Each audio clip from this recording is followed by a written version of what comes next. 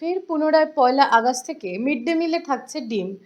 যখন রাজ্যের সরকার পরিবর্তন হয়, অর্থাৎ ৪ঠা মে যখন রাজ্যে পালাবদল হয়, তারপরে বিজেপির সরকার যখন সরকার তৈরি করে, তারপরেই যে পদক্ষেপগুলো নিয়েছিল তার মধ্যে অন্যতম পদক্ষেপ ছিল মিড ডে মিল সংক্রান্ত বিষয়। এই মিড ডে মিলকেই কিন্তু ইসকনের দায়িত্বে দিয়ে দেওয়া হয়েছিল, অর্থাৎ রাজ্যে যে অন্তর্বর্তীকালীন বাজেট তৈরি হয়েছিল নতুন সরকার ২ মাস সরকারে বসার পর যে পূর্ণাঙ্গ আকারে বাজেট তৈরি করা হয়, সেই বাজেটে কিন্তু বলা হয়েছিল যে মিড ডে মিল অর্থাৎ মিড ডে মিলকে পাইলট প্রজেক্ট হিসাবে ধরা হচ্ছে, এবং এই পাইলট প্রজেক্টের অন্তর্গতভাবেই কিন্তু কলকাতার যে কটি সরকারি স্কুল রয়েছে সেই প্রত্যেকটি সরকারি স্কুলেই কিন্তু মিড ডে মিল দেওয়া হবে ইসকনের তরফে।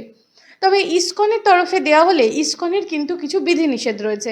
আমরা জানি যে ইসকন একটি বৈদিক মতে চলে, সেই কারণে কিন্তু ইসকনে কিন্তু কোনো প্রকার আমিষ জাতীয় খাবার দেওয়া হয় না। ইসকন কিন্তু যে খাবারগুলো দেবে সেগুলো কিন্তু নিরামিষ খাবার দেওয়া ছিল। আর এরপরেই কিন্তু বিভিন্ন বিতর্ক তৈরি হয়েছিল, অর্থাৎ রাজ্যের যে স্কুলগুলো রয়েছে, কলকাতার যে স্কুলগুলো রয়েছে যেগুলোতে মিড ডে মিল অর্থাৎ ইসকনকে দেওয়ার দায়িত্ব দিয়েছিল রাজ্য সরকার, সেই ইসকন কিন্তু জানিয়েছিল যে তারা যথেষ্ট গুণগত মান বজায় রেখে পুষ্টিযুক্ত খাবার দেবে মিড ডে মিলে। কিন্তু তারপরেও বিতর্ক থামেনি, তার কারণ ইসকন কিন্তু নিরামিষ খাবার দিত। অর্থাৎ প্রধান যারা সমালোচক ছিল তাদের দাবি ছিল যে শিশুদের পুষ্টিতে যাতে কোনো রকম ঘাটতি না থাকে তাহলে ডিম দিতে হবে। অর্থাৎ বলাই হয় যে প্রোটিনের জন্য, প্রোটিন ইনটেকের জন্য ডিম এবং ডালের কোনো বিকল্প নেই। অর্থাৎ ডিমে যে পরিমাণ প্রোটিন থাকে ওই টাকায় সেই প্রোটিন কিন্তু অন্যান্য কোনো খাদ্যদ্রব্যর মধ্যে থাকে না।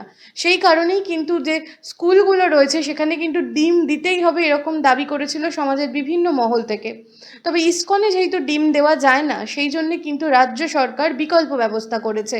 এই ১লা আগস্ট থেকে এই যে নতুন বিধি সেটা দেবে, অর্থাৎ ইসকন কিন্তু মিড ডে মিলের দায়িত্ব নিয়ে কলকাতায় যে মিড ডে মিল চালিত যে স্কুলগুলো রয়েছে সেখানে মিড ডে মিল দেবে। তবে রাজ্য সরকার এই ক্ষেত্রে বিকল্প ব্যবস্থা হিসাবে যে স্বনির্ভর গোষ্ঠীগুলো রয়েছে সেই স্বনির্ভর গোষ্ঠীগুলির মাধ্যমে কিন্তু প্রত্যেক স্কুলে যে ডিম দেওয়ার ব্যবস্থা ছিল সেই ডিম দেওয়ার ব্যবস্থা চালু রাখছে।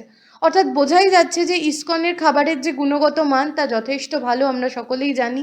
বহু স্কুল রয়েছে যেখানে ইসকন খাবার খাইয়ে থাকে, বহু স্বেচ্ছাসেবী সংস্থা রয়েছে যেখানে ইসকন প্রচুর খাবার ডোনেট করে থাকে। এইবার কিন্তু যে রাজ্যের যে কলকাতা অন্তর্বর্তী যে স্কুলগুলো রয়েছে সেগুলোতেও কিন্তু বাচ্চাদের মিড ডে মিল দেবে ইসকন। তবে তার সাথে সাথে ইসকন ডিম না দিলেও প্রোটিনের ইনটেক অর্থাৎ প্রোটিনের যথাযথ মান বজায় রাখার জন্য কিন্তু রাজ্যের যে স্বনির্ভর গোষ্ঠী রয়েছে তাদের মাধ্যমে কলকাতা স্কুলগুলিতেও ডিম দেওয়ার ব্যবস্থা করেছে রাজ্যের সরকার। তবে এই ক্ষেত্রে বলতেই হয় যে মিড ডে মিলে ছাত্র প্রতি আগে ব্যয় বরাদ্দ ছিল ৬ টাকা ৭৮ পয়সা, রাজ্যের সরকার কিন্তু তা বাড়িয়ে করেছে প্রতি ছাত্র পিছু ১০ টাকা। অর্থাৎ বোঝাই যাচ্ছে যে মিড ডে মিলকে কিন্তু নতুনভাবে ঢেলে সাজানোর পরিকল্পনা রয়েছে এই সরকারের। কলকাতার যে স্কুলগুলো রয়েছে তাতে প্রথমে বলা হয়েছিল যে প্রোটিনের ঘাটতি মেটাতে ছোলা, রাজমা, সয়াবিন এই ধরনের খাবারগুলো দেয়া হবে, কিন্তু তারপরেও দেখা গেছিল যে পুষ্টিগত মানে কিন্তু ডিমের কোনো বিকল্প থাকছে না। তাই জন্যেই রাজ্যের সরকার কিন্তু ১লা আগস্ট থেকে যে নতুন যে মিড ডে মিল প্রকল্প চালু করেছে, অর্থাৎ নতুন যে কলকাতা স্কুলগুলিতে ইসকন যে পাইলট প্রজেক্ট হিসাবে যে খাবার দেবে তার মধ্যেই কিন্তু এই ডিমকেও অন্তর্বর্তী করেছে এবং ডিম দেওয়া হবে পড়ুয়াদের।